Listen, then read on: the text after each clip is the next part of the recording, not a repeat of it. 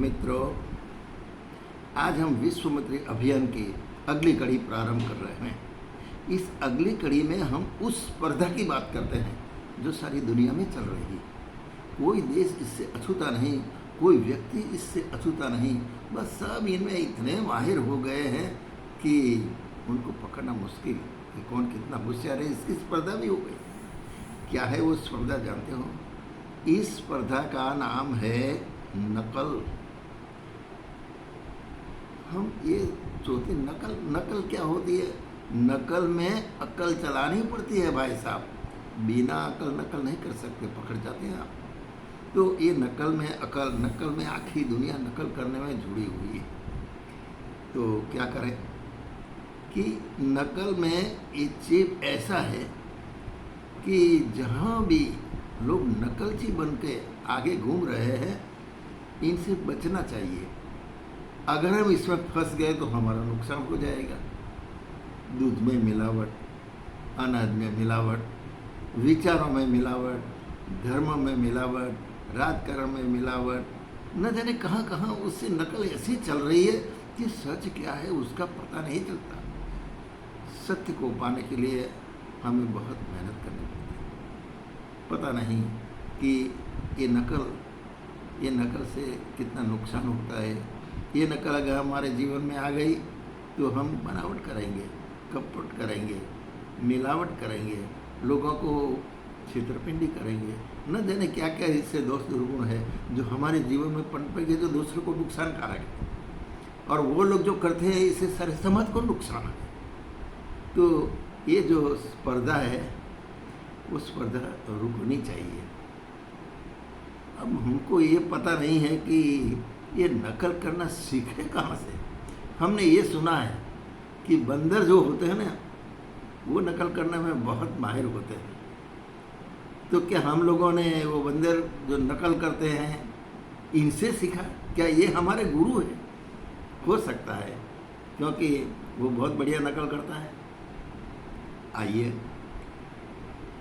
तो नकल तो ऐसी होती है कि असली से भी नकली बहुत अच्छी लगती है, बहुत सुंदर। चीन से बहुत सारे खिलौने आते हैं, भारत में वही खिलौने हमको भी मिलते हैं, नकल, बिल्कुल नकली। अच्छा, सेल फोन आया, दूसरी कोई चीज़ आई, इतने खूब आबेहूब नकल कर देते हैं कि पता नहीं चलता कि ये नकली है या असली। भाई साहब, मनुष्य भी असली नहीं रहा। असली मनुष्य को ढूंढना बहुत मुश्किल है। सारे समाज में घूमो, सारे देशों में जाओ, सारे विश्व में घूमकर आ जाओ, आपको असली आदमी नहीं मिलेगा। एक बार ये जो लेखक सईदा था, उन्हें अपनी नॉवेल में लिखा था कि मैं पूरी दुनिया घूम चुका, पूरी दुनिया मैंने घूम ली, तो दुनिया में मुझे विद्वान साक्षर लाखों लोग मिले, लेकिन वो कहता है कि साक्षर और बुद्धिजीवी तो मुझे लाखों मिले, लेकिन मानवता से भरा एक भी आदमी नहीं मिला। मानव उसी को कहते हैं जिसमें मानवता होती है। लेकिन भाई साहब, इसमें भी मिलावट हो गई, इसमें भी नकल हो गई। कौन सी नकल जानते हो? कि इसमें पशुता मिल गई। आदमी तो बिल्कुल शुद्ध था, मानव जन्म लिया, मनुष्य शरीर प्राप्त किया, कितना कीमती इसकी गिफ्ट है भगवान की ओर से। ऐसा शरीर, ऐसी बुद्धि, ऐसी विवेक शक्ति मिली, फिर भी मनुष्य ने न जाने उसमें मिलावट कर दी, नकल कर दी, और जो जो पशुएं थी वो पशुओं के सारे संस्कार उसने अपने में मिला दिया। तो मानवीय दिखता है तो मानव, लेकिन अगर अंदर से ढूंढा जाए, इसकी मिलावट को देखे, इसकी नकल को देखे, तो आदमी कैसा हो गया? पशु से भी बदतर वो काम करता है। तो ये सारी की सारी जो बातें हुई, नकल की बातें हुई, इसमें स्पर्धा इतनी आगे बढ़ गई कि सच्चा मनुष्य देखने को नहीं मिलता। तो क्या करना चाहिए? हम जानते हैं कि एक डाकू होता है, वो डाकू अपने बच्चे को डाकू बनाना नहीं चाहता, क्योंकि वो भी जानता है कि डाकूगिरी करनी अच्छा नहीं है, जानता है। एक चोर अपने बच्चे को चोर नहीं बनाता, क्योंकि उसको पता है कि चोरी करना पाप है, अपने बच्चे को नहीं सिखाएगा। वो उसको पढ़ाएगा, संस्कारवान बनाने का चाहेगा, अच्छी उसको नौकरी मिले वही सोचेगा। अच्छी बात सोचता है, सोचता ज़रूर है, क्योंकि इसके कहीं न कहीं इनके जीवन के कोने में कुछ अच्छाइयाँ छिपी पड़ी है। बस हमें एक काम करना है कि जो जो मनुष्य है उसमें वो जो छिपी हुई अदृश्य छिपी हुई शक्तियों को जगाना है, सद्गुणों को जगाना है। सद्गुण इतने छिपे पड़े, निकलते नहीं बाहर से, बस दोष दुर्गुणों से भरा आदमी सारे के सारे काम करता जाता है, लेकिन वो छिपी हुई कुरेद कर जो उसको बाहर निकाले, आदमी बदल सकता है, आदमी आगे बढ़ सकता है, आदमी अपने आप को विकसित करके मानवता के राह पर चल सकता है। लेकिन ये करना पड़ेगा हम लोगों को।